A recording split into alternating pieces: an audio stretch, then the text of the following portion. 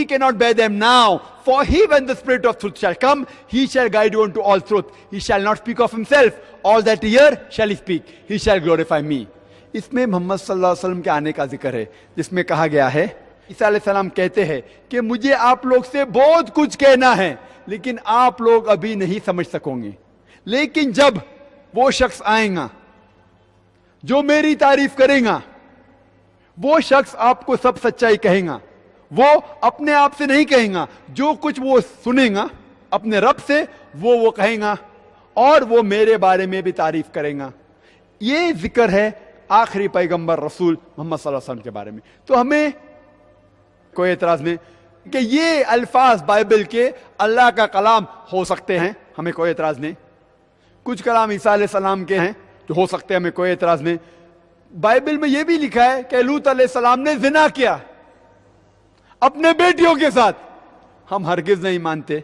हम मानते हैं कि लूत अलैहिस्सलाम अल्लाह के नबी थे, अल्लाह के पैगंबर थे, लेकिन हम ये नहीं मानते कि लूत अलैहिस्सलाम ने अपनी बेटी से एक रात दूसरी बेटी से जिना किया। तो हम कहते नऊज़ बिल्लाह, ये अल्लाह का कलाम कैसे हो सकता है? आपके पैगंबर जिना कर रहे हैं, दाऊद अलैहिस्सलाम भी। दाऊद अलैहिस्सलाम अपनी बहू से जिना करते हैं, हम मान सकते हैं अल्लाह का कलाम है। तो इसीलिए हम कहते हैं कि ये आपका बाइबल मिक्सचर है, मिलावट है। कुछ अल्लाह के अल्फाज हो सकते हैं, कुछ नबी के अल्फाज हो सकते हैं, कुछ पोर्नोग्राफी है। उसके अलावा अगर आप साइंस का टेस्ट लगाएंगे, साइंस, इसमें कितने इख्तिलाफ हैं, सैकड़ों इख्तिलाफ हैं, और सैकड़ों अनसाइंटिफिक चीजें बाइबल में लिखा है। Gospel of Matthew chapter number 4 verse number 8 कि दुनिया चपटी है। हम जानते हैं कि दुनिया गोल है। गॉस्पेल ऑफ लूक में भी लिखा है chapter number 4। Book of Daniel chapter number 4 verse number 10 में लिखा है कि दुनिया चपटी है। मान नहीं सकते। बाइबल में लिखा है in the book of genesis chapter number 1 verse number 16 कि चांद की खुद की रोशनी है। हम जानते हैं चांद की खुद की रोशनी नहीं। कुरान में जिक्र है सूरह फुरकान में सूरह नंबर 25 आयत नंबर 61 में कि चांद की रोशनी को कहा गया है मुनीर, मतलब रिफ्लेक्शन, खुद की रोशनी नहीं, दूसरी किसी चीज की रोशनी को फैला रहा है। और हम जानते हैं आज साइंस के जरिए कि सूरज की रोशनी को चांद फैलाता है, खुद की रोशनी नहीं है। बाइबल में लिखा है कि पहले वजूद में आया दुनिया, उसके बाद है सूरज। कुरान में लिखा है साथ में फफतकनाहुमा, कि साथ में अल्लाह ताला ने दुनिया और सूरज को बनाए। और साइंस भी ये कहती है, बाइबल कहती है पहला है दुनिया फिर आए सूरज, जो गलत है। और इस तरीके से सैकड़ों हम साइंटिफिक एरर्स। अगर आप किसी मजहब को नहीं भी जानते, अगर आप सिंपल साइंस जानते, आप कहेंगे क्या ये बाइबल अल्लाह का कलाम कैसे हो सकता है?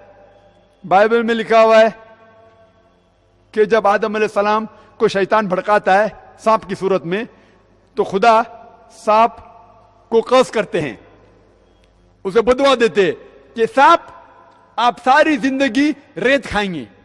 हम जानते हैं सांप रेत खाता है कभी? बाइबल में लिखा है सांप मिट्टी खाता है, डस्ट। कहां है? किधर लिखा है? और बाइबल में यह भी लिखा गया है कि आपके लिए वो परिंदे हराम हैं जिसके 4 पांव हैं। आप कोई भी परिंदे के 4 पांव जानते? सब परिंदे के 2 पांव होते, परिंदे के 4 पांव होते। तो वो परिंदे जिसके 4 पांव है हराम है। तो बाइबल को यह नहीं पता है, अल्लाह ताला को नऊज़ बिल्लाह, अगर वो अल्लाह का कलाम है, कि पता नहीं कि परिंदे के 2 पांव है 4 पांव नहीं। ऐसे कई सैकड़ों चीजें बाइबल में यह भी जिक्र है कि अगर कोई घर को लेप्रेसी कोड़ हो जाती है तो अब क्या करना चाहिए? एक परिंदा लेना चाहिए, परिंदे को काटना चाहिए, उसका खून लेना चाहिए और खून को 7 बार घर में छिड़कना चाहिए। हम जानते हैं कि खून जर्म्स और बैक्टीरिया को पैदा करता है। खून कैसा साफ कर सकता है? तो ऐसे कई कॉन्ट्रडिक्शंस है बाइबल में, साइंटिफिक एरर्स है सैकड़ों। मैंने लेक्चर दिया है Quran and the Bible in the light of science. एक मेरा मुनाजरा हुआ था, मुनाजरा डॉक्टर विलियम कैम्बल के साथ, जिसने किताब लिखी थी कि कुरान मजीद में 30 साइंटिफिक गलतियां हैं। کتاب لکھی تھی اور 8 سال تک کے کوئی بھی مسلمان نے جواب نہیں دیا. تو اللہ کے فضل سے مجھے بلاوا آیا تھا امریکہ, تو میں شکاگو گیا تھا اور الحمدللہ وہاں ہر اس کے سوال کا جواب دیا اور کہا کہ قرآن مجید میں کوئی غلطی نہیں. اور جب میں نے 38 ٹائم کم تھا 38 غلطی پیش کی سائنٹیفک بائبل میں, اس نے ایک کا بھی جواب نہیں دیا. اور یہ مناظرہ موجود ہے ویڈیو کیسٹ پہ, اس کا ٹائٹل ہے, موضوع ہے Quran and the Bible in the light of science. اور یہ ولیم کیمبل امریکن ہے, سفید چمڑی امریکن,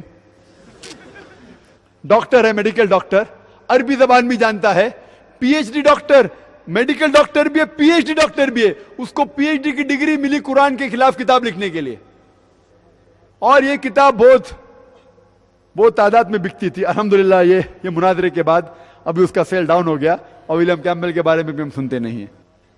ہمارے ایک دوست مسٹر جان جو کشمیر یونیورسٹی میں تعلیم پڑھتے ہیں, انہوں نے سوال کیا ہے, it is mentioned in the Quran and Hadith that even a smell of heaven is haram for devil Satan, then how he reached in the heaven and disturbed Adam? Question پوچھا گیا کہ it is mentioned in the Quran and Hadith that even a smell of heaven is haram for the devil, then how he reached in the heaven and disturbed Adam, peace be upon him. میں صاحب نے سوال پوچھا ہے کہ جب شیطان کے لیے جنت حرام ہے تو آدم علیہ السلام کو بہکانے کے لیے جنت میں کیسے داخل ہو گیا. ہمیں یہ سمجھنا چاہیے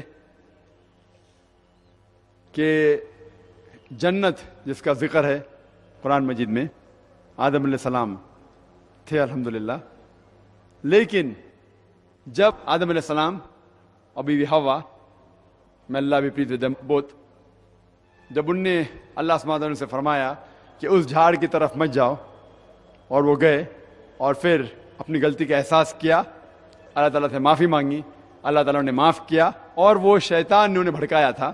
تو یہاں ہم دیکھتے اس کے بعد اللہ سبحانہ و تعالیٰ نے ان کو زمین پہ لے کے آیا.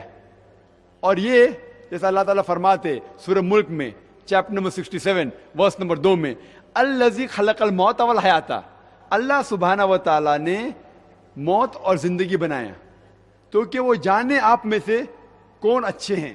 یہ زندگی ہمارے لیے آخرت کے لیے امتحان ہے. تو جب ہم اس دنیا میں آئے تو سب نیچے آ گئے, آدم علیہ السلام, بیوی حوا اور شیطان. اس کے بعد جب قرآن مجید میں یا حدیث میں ذکر ہے کہ شیطان کبھی بھی جنت میں نہیں جائیں گا, وہ اس کے بعد ہے. جب نیچے آنے کے بعد, جب انسان نیچے دنیا میں آئے, اس کے بعد یہ ذکر ہے کہ شیطان کبھی بھی جنت کے نزدیک بھی نہیں آئیں گا. اس ٹائم وہ الگ تھا.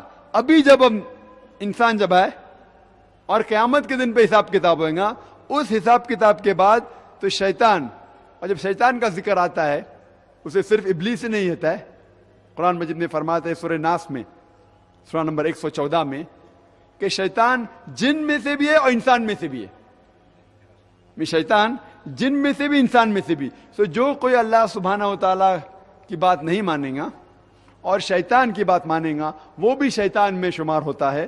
تو انسان اور جن جو اللہ تعالیٰ کی بات نہیں مانتے, شرک کرتے, شیطان کی بات مانتے, اسے بھی شیطان کہا جاتا ہے. اور یہ لوگ بھی انشاءاللہ جنت کے قریب کبھی بھی نہیں آئیں گے اور وہ جہنم میں جائیں گے. Dr. Saab, there is a very interesting question for you. If Bible is not God's book, then how do you quote the Bible in which name of prophet has been recited? سوال پوچھا گیا ہے کہ جب Bible اللہ کا کلام نہیں ہے تو آپ بائبل کو کوٹ کیوں کرتے, بائبل کے بارے میں ذکر کیوں کرتے, اور بائبل میں محمد صلی اللہ علیہ وسلم کا ذکر بھی ہے. کوئی بھی کتاب میں اگر 2%, 5%, 10% سچائی ہے, اس کا مطلب نہیں کہ وہ اللہ کا کلام ہو گیا ہے. آپ کو پتا ہے سلمان رشدی نے کتاب لکھی سیٹنک ورسز, اس میں قرآن مجید کی آیت بھی ہے, تو کیا قرآن مجید ہو گئی؟ سلمان رشدی کا نام سنے آپ نے؟ سنے کیا نہیں؟ ہاں ماشاء اللہ, ہم نے اسے فیمس کیا, راتوں رات مالا مال کر دیا ہم نے اسے. تو اس نے اپنی کتاب میں کچھ قرآن کی آیت کوٹ کی, کچھ حدیث کوٹ کی, اس کا مطلب نہیں کہ وہ کتاب قرآن مجید ہو گئی. یہ بائبل جیسے میں نے کہا ابھی ملاوٹ ہے. میں اسی لیے کوٹ کر رہا ہوں کیونکہ بائبل کرسچین لوگ عیسائی کہتے ہیں کہ وہ اللہ کا کلام ہے. تو میں کہتا ہوں اچھا ٹھیک ہے, آپ کہتے ہیں اللہ کا کلام ہے نا, ٹھیک ہے, تو اب اللہ کے کلام کے اوپر عمل کیوں نہیں کرتے؟